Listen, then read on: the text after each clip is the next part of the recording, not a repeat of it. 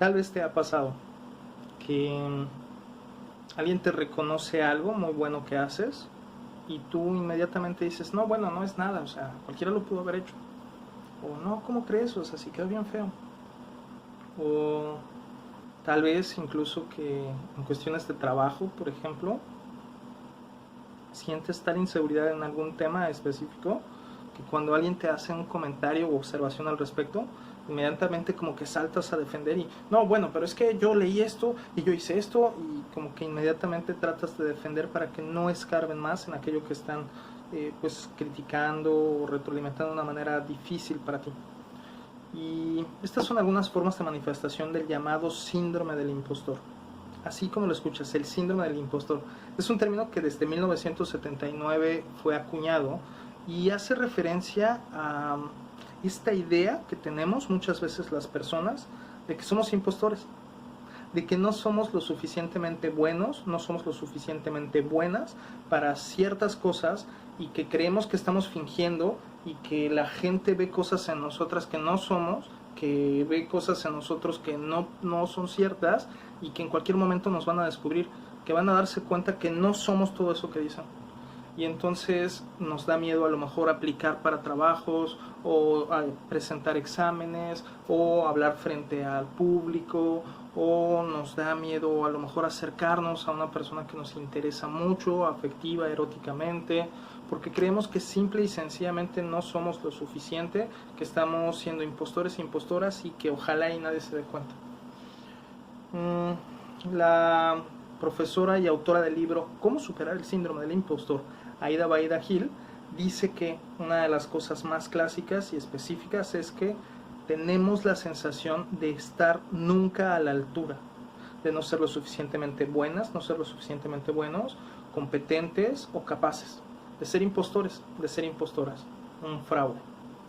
Y si bien esto puede ser natural y a lo mejor tiene como dos niveles, uno que va desapareciendo con el tiempo, con la experiencia, a lo mejor la primera vez que te acercaste a un trabajo sentías que no eras lo suficientemente pues capaz para ello, pero conforme fuiste trabajando te diste cuenta que lo eras, entonces cuando pediste otra vez un trabajo similar o de un grado más alto, te sientes un poco con mayor seguridad porque pues ya demostraste que sí eras capaz, y a lo mejor la próxima vez, y entonces se va perdiendo con la experiencia del tiempo. Y eso está padre, porque tiene que ver un poco con la inseguridad ante lo desconocido y está bien. Pero hay este otro segundo nivel que empeora con el tiempo y que se va profundizando y que va generando mayores formas de distanciamiento y desconexión de las personas, de las oportunidades y sobre todo de nosotras mismas, de nosotros mismos. Y justamente de eso quiero hablarte en este último video.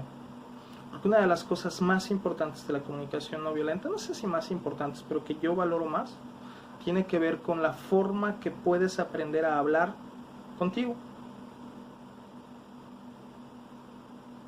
Porque seguramente te has dado cuenta cuántos diálogos internos tienes en los cuales también ejerces la violencia hacia ti, en los cuales también utilizas el debería, la vergüenza, la culpa, la despersonalización, el triángulo del drama. ¿Cuántas veces utilizas palabras, términos, adjetivos para obligarte a hacer cosas, para motivarte a punta de latigazos y fregadazos, y que al final del día terminas en el agotamiento absoluto?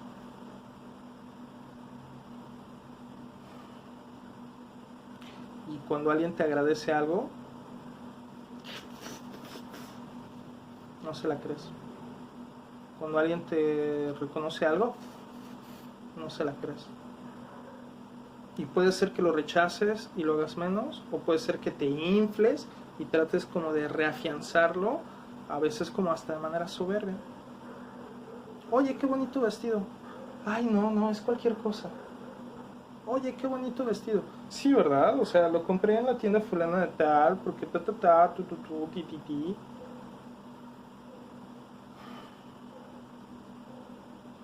Y entonces, cuando trabajamos la comunicación no violenta y empezamos a mejorar la forma en la que nos hablamos a nosotras y a nosotros, empezamos a hacer dos cosas de manera muy específica. Empezamos a disminuir este síndrome del impostor, porque entonces dejamos de pensar que no somos suficientes y más bien empezamos a identificar cuáles son las necesidades que están detrás de cada una de nuestras acciones. Y dos, disminuimos de una manera impresionante el juez o el crítico o el perseguidor interno o perseguidora interna, esa vocecita así como persecutoria. Cuando el síndrome del impostor se combina con el pesimismo defensivo, es decir, con pensar, tener este sesgo del cerebro de pensar que las cosas van a ser peores y que no son lo suficientes, y que además tiene que ver con defenderse del miedo, del riesgo de que las cosas sean distintas a como las conozco y que por lo tanto puedan ser poco manejables. Entonces pueden convertirse en episodios depresivos y de muchísima ansiedad, incluso ansiedad social en algunos momentos muy profundos. ¿Qué hacemos entonces desde la comunicación no violenta? Pues lo mismo que hemos estado diciendo a lo largo de estos 10 videos. Una expresión honesta y una recepción empática.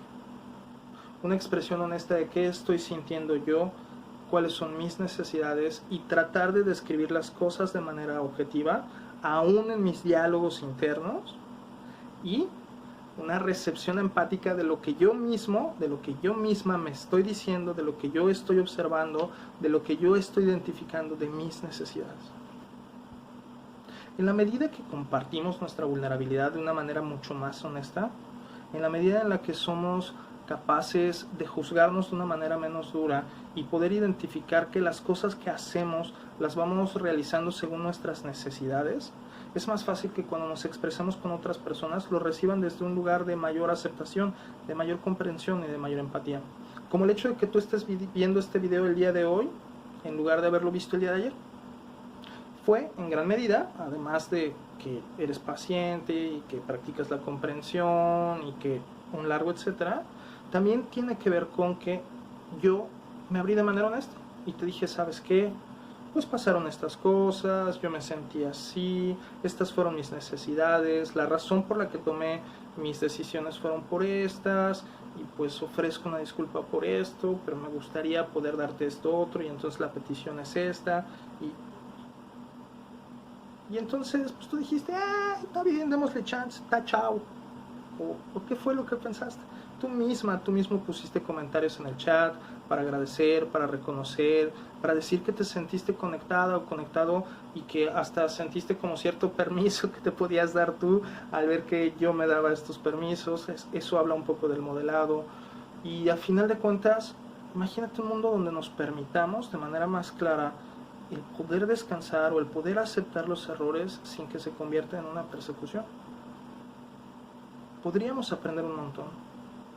Yo sé que a veces nos culpamos y nos avergonzamos para aprender, pero lo que aprendemos desde la vergüenza, desde la culpa, desde el deberías, se queda grabado con resentimiento, con odio, sin disfrute, de manera distinta que cuando nos expresamos de manera auténtica y lo aprendemos desde la forma en la que la vida corre a través de nosotros, a través de nosotras. Y entonces, pues, resulta que Marshall Rosenberg tiene como todas estas formas tan bonitas de escribirlo, tan concretas, y dice, por ejemplo,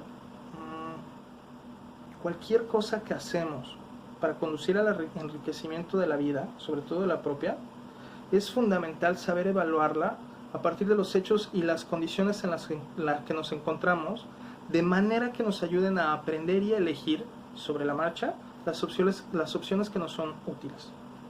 Lamentablemente, nos han enseñado a evaluarnos de una manera que a menudo contribuye más a fomentar el rencor y yo añadiría incluso el desprecio hacia nosotros mismos que al aprendizaje.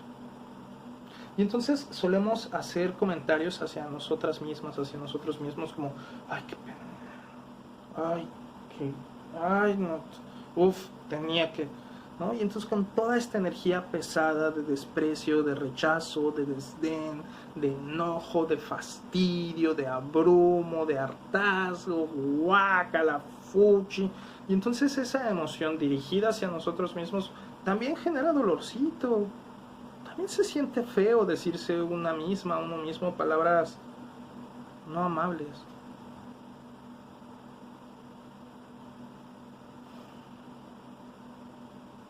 Cuando yo estaba pensando en decirte esto del video, pues obviamente pasó por mi cabeza ya ves, Fernando, ¿para qué te comprometes a estas cosas si no las vas a sostener al tiempo? ¿Por qué no aprendes a fulanito, que él tiene un equipo estructurado de tantas personas y tiene los videos y hace esto y hace el otro? Y entonces estaba yo empezando ya con este rollo así, cuando de repente fue, a ver, Fernando, aguanta, espérate, pon en práctica lo que hemos aprendido. Y lo primero que hice fue detener esta crítica, este juicio, estas formas agresivas. Lo primero que hice fue darme cuenta que estaba sucediendo. Y enseguida lo que hice fue detenerlo. Y al detenerlo, tampoco me enjuicié porque estuviera pasando. Tampoco me dije, ay, Fernando, ¿cómo crees? ¿Estás usando comunicación violenta contigo en un curso de comunicación no violenta? Ay, eres el colmo, porque entonces hubiera sido parte de un ciclo mucho más grande. Entonces, al darme cuenta, simple y sencillamente dije, a ver, espérate. ¿Ok? Trata de recordar cuáles son los pasos, primero de la compasión y después de la comunicación no violenta, para poder transitar esto. Y entonces, pues lo primero que hice fue aceptar cómo me sentía, aceptar que sentía algo de vergüenza, aceptar que sentía algo de culpa, aceptar que sentía, además de la tristeza, el cansancio, pero con respecto a ti, que estás viendo estos videos y que también te has esforzado por estar acá, sentí vergüenza por no estar cumpliendo algo a lo que yo me había comprometido. Y entonces, parte de los mecanismos que sugiere Marshall Rosenberg en situaciones como estas, en las cuales no vivimos como al estándar de nuestras propias expectativas, generalmente vamos a sentir vergüenza, porque pues esa es la función evolutiva de la vergüenza, darnos cuenta que estamos actuando por debajo de nuestros valores, por debajo de nuestras expectativas. Entonces, cuando yo me identifiqué en eso, hice parte de lo que Marshall Rosenberg sugiere en el libro en cuanto al perdón.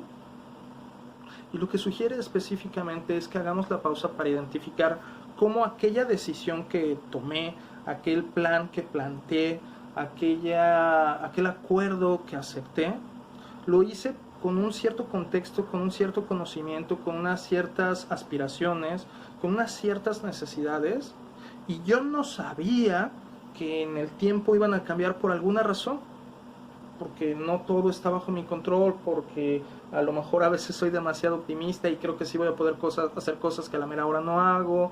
Y entonces el estar sondeándome de manera constante y estar viendo qué tanto las necesidades siguen estando satisfechas igual que hace 10 minutos o hace 2 días, o etcétera, permite entonces hacer una pausa para reconsiderar desde el respeto y desde el cuidado a una misma, a uno mismo.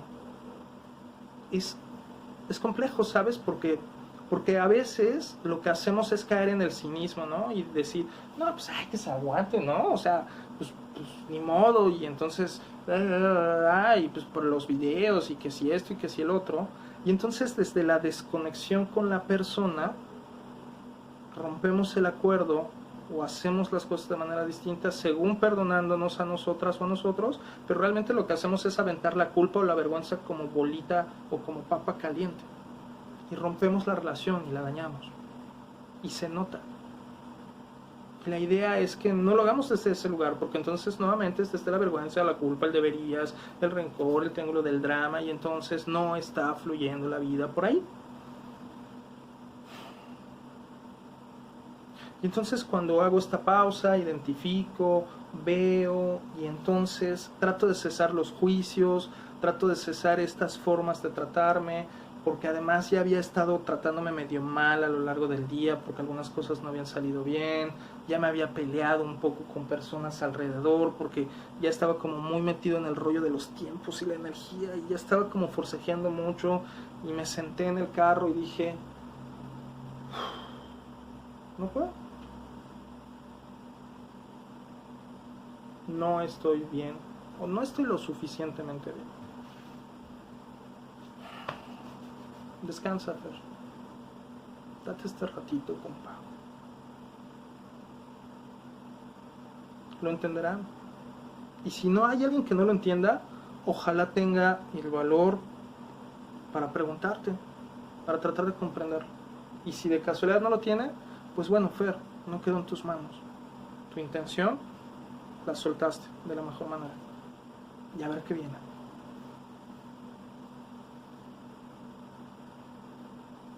Eso también es la empatía o la compasión hacia una misma, hacia uno mismo. Como aprendizaje, además, pues eso me recuerda algo que ya sé de todos modos, que debo de tratar de decir a menos cosas que sí. Pero también no me regaño tanto a decirle tantas cosas que sí por dos cosas. Una, me encanta, me fascina poder contribuir al bienestar de las personas. Y sobre todo cuando es desde este ámbito de la psicología, lo disfruto a raudales, me encanta, así veo. Y dos, también sé que a veces, aunque yo diga que sí, las circunstancias van a hacer que la otra persona a la mera hora diga que no. Y entonces, pues ya no quedó en mí.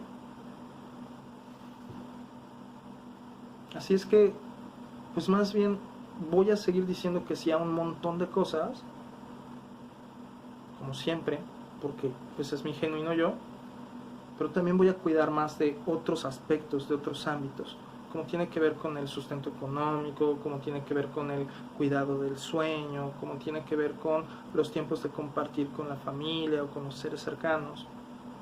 Entonces no necesito renunciar a esto que ya quiero y que ya hago y que ya valoro. Solamente necesito echarle un poquito más de este lado. Nada más. Y dice Marshall Rosenberg, si la manera en que nos autoevaluamos nos lleva a sentir vergüenza y en consecuencia cambiamos nuestra conducta, permitimos que nuestro crecimiento y aprendizaje estén guiados por el odio que abrigamos contra nosotras mismas y contra nosotros mismos. La vergüenza es una forma de odio hacia la propia persona, y las cosas que se hacen como reacción ante la vergüenza no son actos libres ni alegres. Aunque nuestra intención sea comportarnos con más amabilidad y sensibilidad, si los demás perciben que detrás de nuestras acciones hay vergüenza o culpa o sobrecompensación, la sobrecompensación es cuando pues a lo mejor no diste los 5 pesos ahorita, pero al rato quieres dar 15 nada más para que no te regañen, no porque realmente te nazca. Digo, ahorita lo puse en términos de monedas, pero puede ser como en reconocimiento, como en esfuerzo, como en cooperación, como en muchas cosas. Entonces cuando lo hacemos incluso desde la sobrecompensación, así como de, ay, la vez pasada no dije, entonces ahora voy a decir mucho, las demás personas pueden percibirlo y es menos probable que aprecien lo que hacemos. Y entonces se desconecta más la persona. Tal vez tú conoces al primo del tío del hermano, que en algún momento sintió tanta culpa, tanta vergüenza por algo que te dijo, no, Fer, no, perdón, no, en serio, perdóname, no, o sea, perdón, Fer, o sea, no, nunca vuelve a pasar, o sea, no manches, no, qué vergüenza, o sea, no, perdóname, Fer. Y te avienta a ti su vergüenza, buscando que tú le laves sus vergüenzas cuando es un rollo de esa persona. Hasta se siente incómodo, ¿no? Es como si ya, o sea, ya, no hay bronca. Por eso es importante la empatía contigo misma, contigo mismo. Cuando empezamos a ser más amables con nosotras mismas y con nosotros mismos, la depresión disminuye, la ansiedad disminuye y un montón de otras afecciones y trastornos y dolores y carencias en nuestra salud mental cambian. Hay estudios que determinan cómo la depresión está muy asociada a los diálogos internos que tenemos.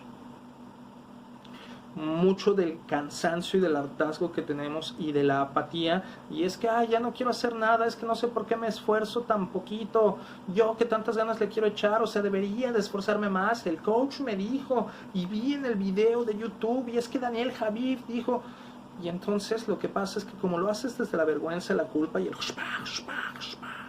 es como una mula que a punta de chingadazos se cansó de cargar la leña y ya no puede más, está agotada. Y no importa cuántos latigazos más le des, ya la drenaste de tanta crítica, vergüenza, culpa, deberías, triángulo del drama, violencia. Y no se trata de echarle más ganas, no se trata de hacerlo con mayor ahínco, se trata de darte cuenta que tu necesidad en ese momento es de descanso, de consideración, de perdón, de reconocimiento a tus necesidades, de validación a estas, de ahorro de la energía, de preservación de tu identidad, no de exigencia y demás metas por perseguir. Al menos no en este momento, tal vez después. Cuando haces ese cambio, cuando empiezas a tratarte con mayor aceptación, cuando empiezas a tener mayor amabilidad hacia ti misma, hacia ti mismo, hasta se anda más ligera, se anda más ligero por el mundo. Y acuérdate que la palabra deberías lleva implícito la vergüenza. Es que deberías de hacer esto. Traducido sería algo así como, si no haces esto, significa que no eres este nivel de buena persona. Y si no eres este nivel de buena persona, te voy a expulsar de la manada. Es que deberías. Las cosas son por algo. Por eso existe esto que la sociedad dice, deberías. Porque si no, no eres lo suficiente, te vamos a expulsar de la manada. Y a lo mejor tú dices el rollo del deberías desde un lugar en el que quieres contribuir al bienestar de la otra persona y que quieres que se dé cuenta de cómo puede relacionarse mejor con otras personas si cumple con ciertas acciones. Y está bien tu intención. Busquemos la forma empática de que las personas más bien conecten desde las necesidades, desde el querer florecer y no desde el miedo al castigo, no desde el miedo a la persecución, no desde el miedo al señalamiento. Porque si no, recuerda que justo lo que puede pasar es que quede este resentimiento y que aunque haya hecho las cosas, después tal vez deje de hacerlas en cuanto tenga oportunidad, porque puede darse la libertad.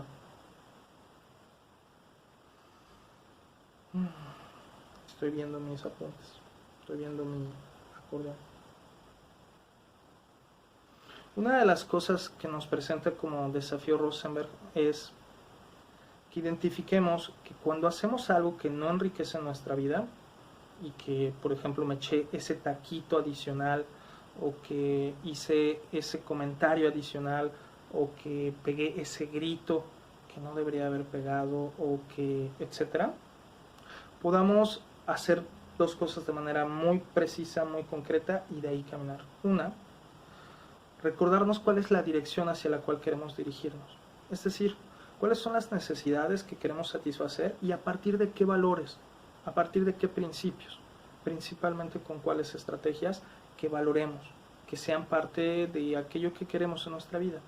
Y dos, que a partir de la autocompasión y del respeto para con nosotras, para con nosotros, emprendamos ese camino.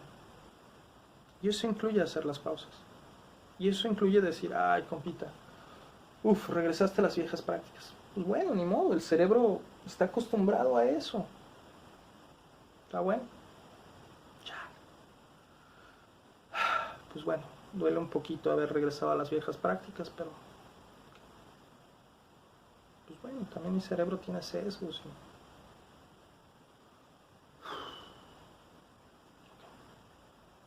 Creo que ahora puedo volver a intentarlo por esta vía, que es la que ahora quiero. Identificar que a veces lo hacemos porque las necesidades están tan vivas, tan urgentes, que nos impulsan a actuar de maneras que ya conocemos. Entonces también por eso es importante que recuerdes en estas ideas de compasión para contigo misma, para contigo mismo, que necesitas estar como muy presente con lo que haces para ti. Que veas en qué momento estás postergando la satisfacción de tus necesidades, para que no sea tan intenso, para que no tenga que emerger de una manera tal que te haga responder de formas de las cuales después no te sientas con el orgullo que quisieras. Y para finalizar, y te voy a dejar esto así como lo último, así como el clavito que termina de cerrar la cajita. Déjame tomar tantita agua.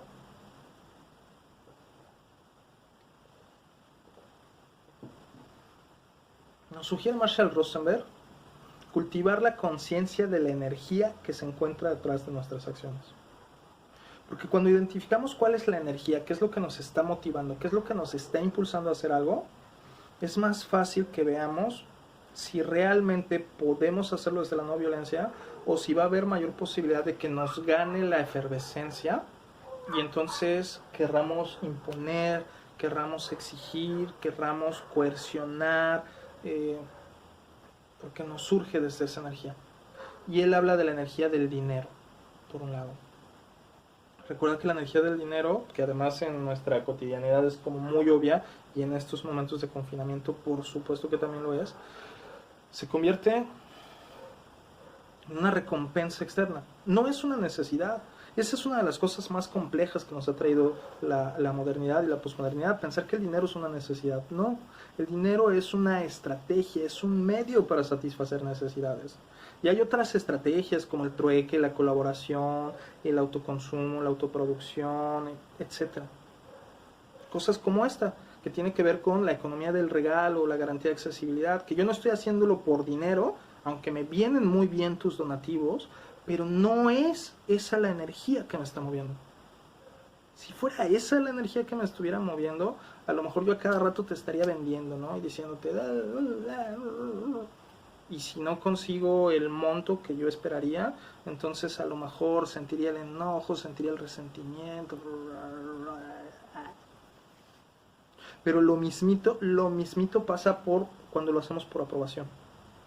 Si tú no me aplaudes lo suficiente, si tú no me das los suficientes likes, si tú no me compartes lo suficiente, si tú no te vuelves fan destacado de mi página, si tú no dices, oh Fernando, señor de la resiliencia, obviamente estoy exagerando, si tú no haces todas estas cosas, entonces también puedo llegar a sentir el resentimiento, ¿no? Y a lo mejor así como en el fondo hasta decir, ay, tanto que me he esforzado y no lo valoran. ¡Ah! Y como no lo valoran por las buenas, entonces tal vez me tire al drama para ver si así entonces recibo la aprobación, la validación. Otra de las energías que nos sugiere Marshall Rosenberg que nos cuidemos mucho es para escapar al castigo. Y eso incluye evitar la vergüenza, y eso también se puede deslindar como evitar el sentimiento de culpa.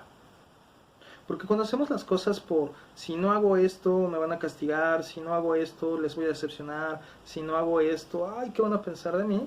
Pues es más fácil que hagamos las cosas con tal de recibirlo otra vez desde afuera, ¿no?